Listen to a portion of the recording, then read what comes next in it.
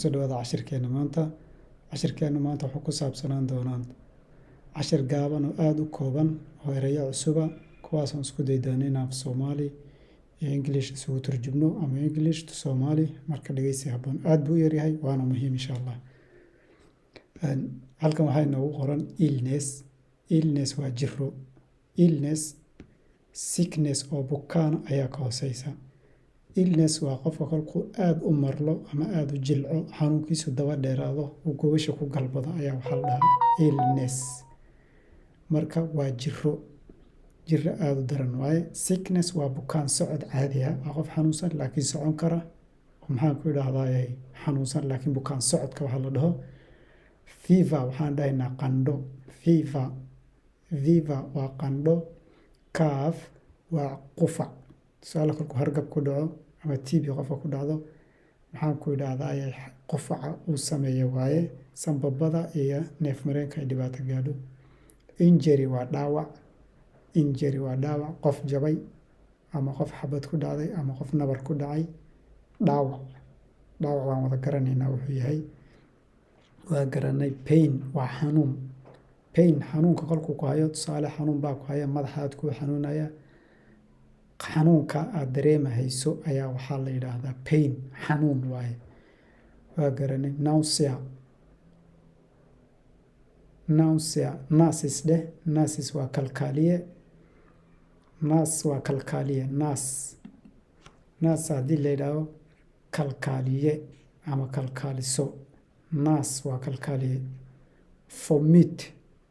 Vomit waxaa weeye mantag, hunqaaco qofba siduu u yaqaano.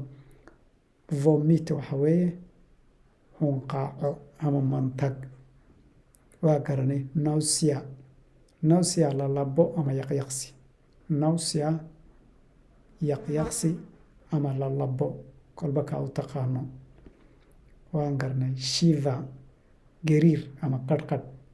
Kolkuu qofku xanuunsan yahay tusaalahaan oo kale malaariyada oo kale qof kolkay ku dhacdo waa gariira waana qadhqadha.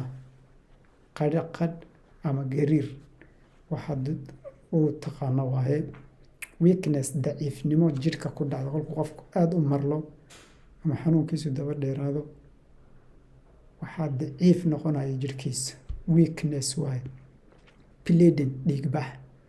Hooyadu kolkay dhasho dhiigbax qaar dhintaa jira. Dhiigbax waxaa noqon kara hooyadu kolkay dhasho inay daawo sax weydo ay dhiigbaxdo. Nabar intuu kugu dhaco xididadaada bar go'an dhiigbax waa kaas. Crying oohin. Shrink maxay noqotay dhimid. Shrink dhowr macno u samayn karaa.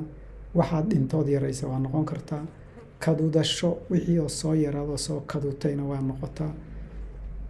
Maxaan ku idhaahdaa qiimihii oo hoos u dhacayna waa noqotaa. Disable waa hawlgab. Disable waa waxaan nagu naqaano curyaan. Disable hawlgab nagu noqda curyaan nagu noqda sababtoo qof shaqadu qaban jiray mar hadduu curyaan ma qaban karo.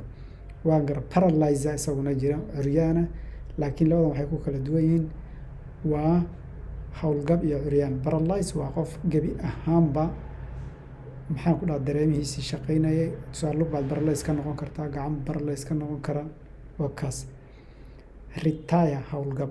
Qofkan xanuun ma aha. Waa qof kolkay ku dhacdo oo maxaan ku idhaahdaa uu gaadho tusaalahaan oo kale ay ku dhacdo xilligii uu shaqayn garay uu ka weynaaday. Hawlgab ayaan dhahaynaa. Waa garanay. Retire waa hawlgab. Tan hawlgabaan dhahnay. Tan hawlgabkan disable-kan waxaa keenayo dhibaato qofka ku dhacday oo uu la curyaamay. Tan hoosena waxaa keenaysa ay cimrigiisu weynaaday oo uusan shaqayn karin.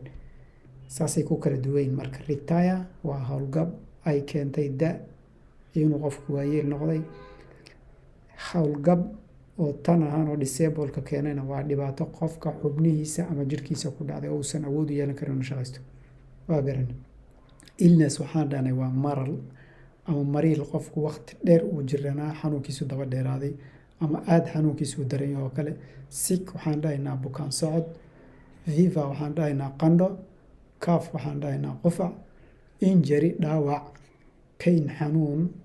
naas kalkaaliye ama kalkaaliso, vomit hunqaaco ama mantag, nausea lalabo ama yaqyaqsi, shiver gariir ama qarqadh, weakness daciifnimo oo tan jidhka ku dhacda markuu qofku aad u jirrado ama u xanuunsado ta ku dhacdaa. Bleeding waa dhiigbax, crying oohin, shrink dhimid ama soo kaduudasho. Qofka waxaa arkaysaa xanuunka kolkuu ku dhaco kale sida cudurka suuxdinta oo kale inuu jidhkiisu soo kaduuto isku soo dhego qofku, taa laftirkeeda waa loo adeegsan karaa. Disable curyaan howlgab waaye laakiin waa howlgab ay keentay dhibaato qofka xubnihiisa ama jidhkiisa soo wajahday. Paralyze isla tanun waaye laakiin wuxuu ku dhamaa waxaa laga yaabaa disable kolkii leelahay qof lug naafa ka ah, gacan naafa ka ah ama dhinac naafa ka ah. Laakiin paralyze waa ama xubin ha noqoto ama jidhka ha noqotee waa wax gabi ahaanba dareemaysa ay dhinteen. Waan isticmaalnaa hebel paralyze ayuu noqon sida dadka dhiig karku ku dhufto oo kale. Retire waa howlgab laakiin waa qof ay retire ay howlgab ka dhigtay xanuun iyo naafanimo ayna ka dhigin. Marka intaas aan ku deenina insha Allah. Adna waa idiin salaamayaa, saaxiibadiina la wadaago, qof walba saaxiibadiisa la wadaago. Adna waa idiin salaamayaa. Assalaamu calaykum waraxmatullaahi wabarakaatuh.